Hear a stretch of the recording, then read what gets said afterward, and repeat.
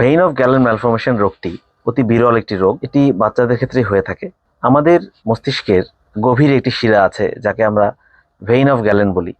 Vein of gallon malformation বাচ্চাদের একটি বিরল রোগ। মস্তিষ্কে এই রোগটি হয়।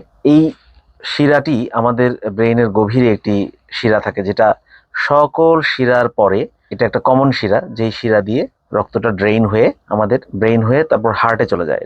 এই শিরার নামকরণ হয়েছে একজন গ্রিক ফিজিশিয়ানের নামে, গ্যালেন। সেই ভেইন অফ গ্যালেন ম্যালফরমেশনে যেটা হয়, রক্তনালীর এরকম অ্যাবনর্মাল একটা সংযোগ স্থাপন হয় ধমনীর সাথে শিরার।